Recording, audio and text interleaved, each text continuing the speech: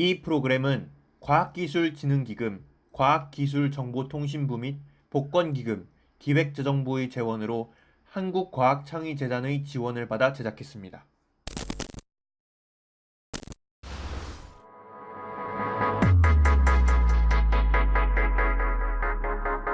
저희 모토가 이제 공대생들이 소개하는 SF인데, 저는 수학을 전공하고 있는 대학원생이고요.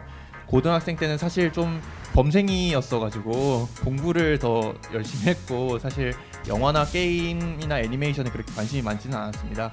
대학교에 와서 그런 것들을 이제 접하기 시작했고, 스트레스 같은 거를 풀기 위해서 SF와 관련된 게임을 많이 해왔고, 소설을 직접 쓰는 거에도 좀 관심이 많았어서, 그래서 이제 이런 것들에 관심이 있다가 토끼님이 저한테 연락을 주셔서 혹시 이런 방송을 하는 거에 혹시 해보고 싶지 않냐라고 말씀을 주셔가지고 제가 네. 흔쾌히 이제 같이 하게 됐습니다. 제가 월척을 나갔죠. 그래서 저는 닉네임 토끼 한 마리고요. 저는 생명과학 그리고 컴퓨터공학을 복수 전공했습니다. 그리고 저는 주로 애니메이션 쪽 좋아하고요. 그래서 좀 일본어를 애니메이션으로 익힌 흔한 덕후입니다. 그래서 주로 이제 우리 방송에서 SF 애니메이션 같은 거 이제 소개할 때 제가 준비를 맡고 있습니다. 반갑습니다. 안녕하세요. 저는 닉네임 우디라고 합니다. 저는 이제 판교에 있는 게임 개발사에서 유저 인터페이스를 만들고 있는 사람이고요. 그리고 여기에는 애청자 자격으로 이렇게 불러주셔가지고 영광스럽게도 제가 참여를 하게 돼서 너무 좋습니다. 좋아하는 것에 대해서 이렇게 얘기하거나 듣는 게 굉장히 즐거운 일이라는 걸 방송을 들으면서 많이 깨달았고, 이 시간도 여러분도 그런 거 같이 느낄 수 있는 자리가 되었으면 좋겠습니다. 감사합니다.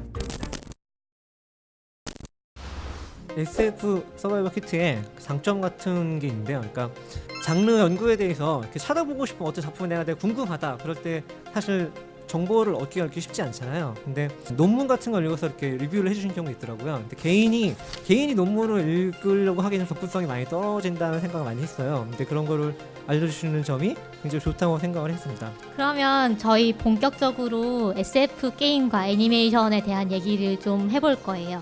그 중에 몇 개만 골라서 짧게 여러분들이 좀 더 길게 듣고 싶으시면 저희 방송을 찾아서 들으시면 되고요. 소마라는 게임인데요. 제가 처음으로 다룬 걸로 이 게임을 택했던 이유가, 이 게임이 좀 주제가 무겁고 또 할 이야기가 또 많을 거라고 생각을 해서 포스트 아포칼립스 세계관을 배경으로 하고 있어서 운석이 충돌하고 대기가 독성을 띠게 되어서 인류가 전부 절멸한 그런 세계를 이제 배경으로 하고 있습니다. 마지막 보루가 대서양의 해저에 위치한 파토스2라는 실험실인데요. 이 실험실에서 사이먼 제럿이 깨어나면서 이야기가 시작됩니다. 사이먼 제럿은 이제 저희와 같은 세대를 살아가던 사람이었는데, 자기 뇌 스캔을 받기 위해서 그 연구실에서 이제 뇌 스캔을 받은 뒤에 모자를 딱 열었더니 자기는 이제 대서양 해저에 위치한 파토스2라는 실험실에 이미 인류가 멸종한 2100 몇 년도에 자기가 이제 떨어져 있는 것을 발견하게 됩니다. 스스로를.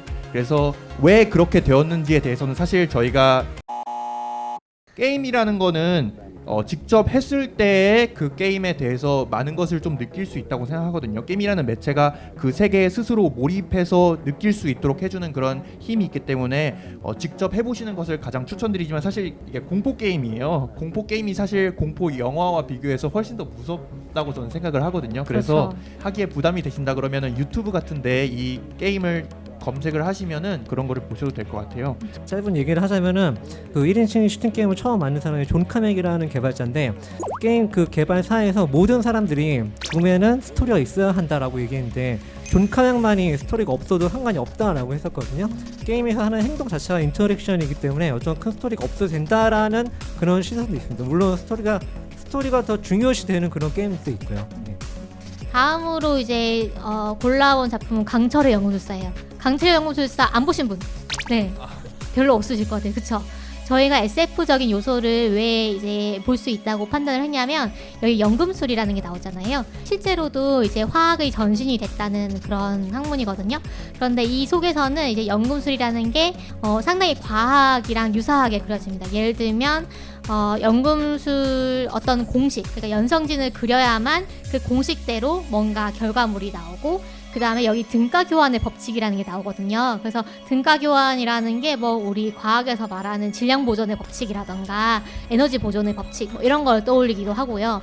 그다음에 아서 클라크가 이제 뭐 잘 알려진 뭐 이런 말을 했다고 하죠. 충분히 발달한 과학은 마법과 구별할 수 없다. 또 이 애니메이션에서 가장 좀 중심 주제를 관통하고 있는 게 인체 연성이거든요. 이 주인공들이 엄마를 되살리기 위해서 인체 연성을 시도를 한단 말이에요. 연금술로.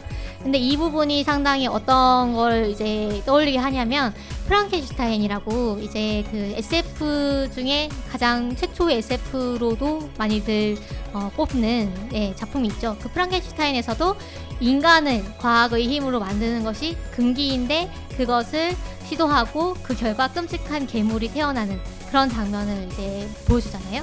그런 게 이제 강철의 연금술사에서 이 형제가 엄마를 만들려고 했는데 괴물이 태어나는 그런 장면과 좀 겹쳐져 보이는 거죠.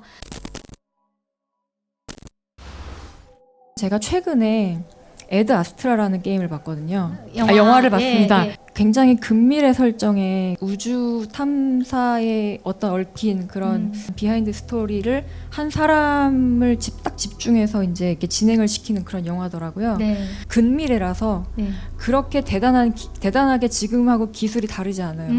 그래서 약간 그것과 현재의 차이를 보는 그 재미도 좀 있을 것 같다는 생각이 좀 듭니다. 마지막 간단하게 얘기하면 저는 이렇게 앉아 계신 분들이 말씀해 주시는 게 너무 그 사랑과 그 애정을 느낄 수가 있어서 그렇죠. 굉장히 감동했습니다. 우리 모두 알잖아요. 그 좋아하는 마음을. 네. 그래서 오늘 너무 푸근한 시간이었습니다. 그럼 다음 방송에서 만나요. 빠이빠이. 감사합니다. 감사합니다.